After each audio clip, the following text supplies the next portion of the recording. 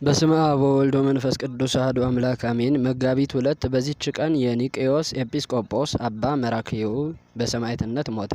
ይህም አባት በግብጽ ደቡብ ከምትገኝ ከእስሙናይን ከታላቆቿ ወገን ነው።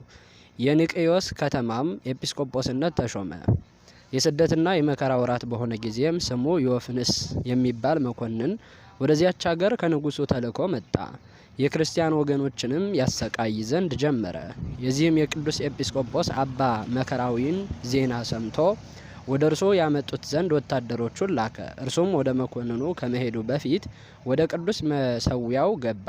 እጆቹንም ዘርግቶ ጸለየ።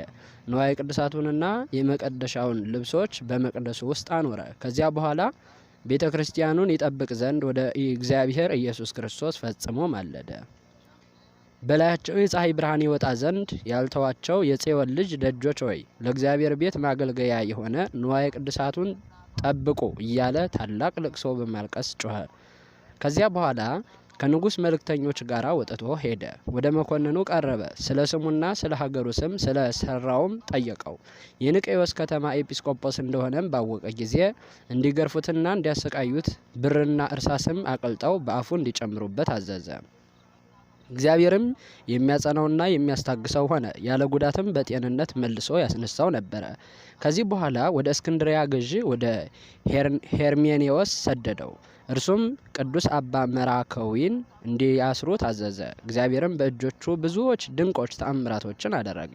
ከተአምራቱም አንዱ ለአቅፋስ ከተማ ሹም ለሆነ ለዮልዮስ ስሙ አውካሪስጦስ የሚባል እጆቹና እግሮቹ ሽባ የሆነ ልጅ ነበረው። አባ መራክዩም በላዩ ጸለየ፣ ከደዌውም አዳነው። ከዚያ በኋላ በዮልዮስ ቤት ቀድሶ ለአማንያን ስጋውንና ደሙን አቀበላቸው። ስለ ስጋውም እንዲያስብና ገድሉንም እንዲፈጽምለት ከዮልዮስ ጋር ስምምነት አደረገ። መኮንኑ ሄርሜኔዎስም አባ መከራዊ ስላደረገው አስደናቂ ተአምራት በሰማ ጊዜ በተለያየ ስቃይ ያሰቃዩት ዘንድ አዘዘ።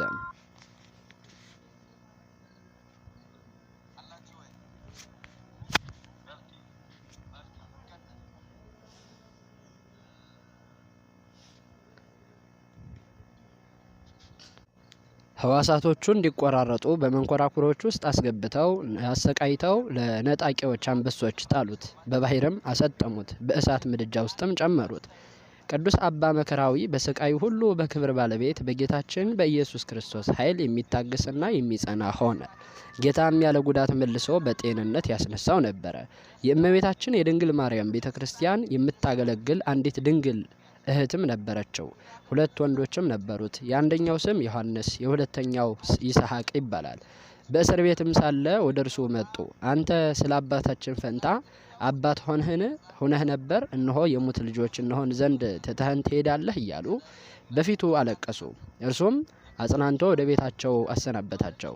ዮልዮስ የዚህን ሽማግሌ ሞት በጽሁፍ እዘዝ፣ ከእርሱም ታርፋለህ ብሎ መኮንኑን መከረው። ቃሉንም ተቀብሎ ራሱን በሰይፍ እንዲቆርጡ አዘዘ። በመንግስተ ሰማያትም የሰማዕትነት አክሊልን ተቀዳጀ። ዮልዮስ የቅዱስ አባት አባ መከራዊን ስጋ ወስዶ በከበሩ በወርቅ ልብሶች ገነዘው። በደረቱም ላይ የወርቅ መስቀል አደረገ። ወደ ሀገሩ ወደ ኒቄዎስም ከአገልጋዮቹ ጋር ሰደደው። መልካም ነፍስን ሆነላቸው። መርከቢቱ ፈጥና ሄደች። በከተማውም በር አንጻር ደርሳ ቆመች። ቀሳፊዎቹም ሊያንቀሳቅሷት ፈልገው ነበረ፣ ግን አልተቻላቸውም። አብዝተው በደከሙ ጊዜ ስጋዬ በውስጡ እንዲኖር እግዚአብሔር የፈቀደው ቦታ ይህ ነው የሚል ከስጋው ቃል ከበድኑ ወጣ። ይህንንም ለሀገሩ ሰዎች ነገሯቸው። የሰሌን ዝንጣፊ እየያዙ ወደ እርሱ መጡ። በሀገራቸውም ውስጥ እርሱ በመረጣት ቦታ እስካኖሩት ድረስ በታላቅ ክብር ተሸክመው ወሰዱት። መላ የህይወቱ ዘመን 131 ሆነ። መጻሕፍትን እያስተማረ 8 ዓመት በዲቁና ሹመት 24 ዓመት ከዚያም ቅስና ተሹሞ በቅድስና አገልግሎት 30 ዓመት ኖረ። ከዚያ በኋላ ኤጲስቆጶስ ሆኖ ተሾመ። በዚህም 39 ዓመት ኑሮ መልካም ተጋድሎን ፈጸመ። የህይወት አክሊል ከክብር ባለቤት ከጌታችን ከኢየሱስ ክርስቶስ ዘንድ ተቀበለ። ጸሎቱ በረከቱ ከኛ ጋር ትኖር ለዘላለሙ በእውነት አሜን። ዳግመኛም በዚች ቀን የሮሃ አገር የሆነ የተሰወረውን የሚያይ ቅዱስ ጎርጎርዮስ አረፈ። ይህም ቅዱስ ሰው አስቀድሞ አመፀኛና ኃጥእ ነበረ። ከዚያ በኋላ ከአጽሙ ወደ እግዚአብሔር በንስሐ ተመልሶ ከአመጹ ወደ እግዚአብሔር በንስሐ ተመልሶ መነኮሰ።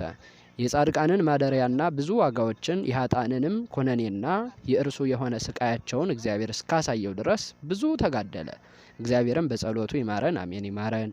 መጋቢት 2 ቀን የሚከበሩ ዓመታዊ የቅዱሳን በዓላት ቅዱስ ጎርጎርዮስ ራእየ ህቡአት ዘሀገረ ሮሃ፣ አቡነ መክፈልተ ማርያም ጻድቅ ኢትዮጵያዊ፣ አባ መከራዊ ዘሀገረ ኒቅዮስ አረጋዊ ጻድቅ ጳጳስና ሰማዕት። ወርሃዊ በዓላት ቅዱስ ዮሐንስ መጥምቀ መለኮት፣ ቅዱስ ታዴዎስ ሐዋርያ፣ ቅዱስ ኢዮብ ጻድቅ ተአጋሲ፣ ቅዱስ አቤል ጻድቅ፣ ቅዱስ አባ ጳውሊ ገዳማዊ ታላቁ፣ ቅዱስ ሳዊሮስ ዘአንጾኪያ፣ አባ ሕርያቆስ ዘሀገረ ብህንሳ። ኃጢአተኞችን ሊያድን ኢየሱስ ክርስቶስ ወደ ዓለም መጣ የሚለው ቃል የታመነና ሁሉን እንዲቀበሉት የተገባ ነው። ከኃጢአተኞችም ዋና እኔ ነኝ። ስለዚህ ግን የዘላለም ሕይወት ለማግኘት በእርሱ ያምኑ ዘንድ ላላቸው ሰዎች ምሳሌ እንደሆን ኢየሱስ ክርስቶስ ዋና በመሆን በእኔ ላይ ትዕግስቱን ሁሉ ያሳይ ዘንድ ምሕረቱን አገኘሁ።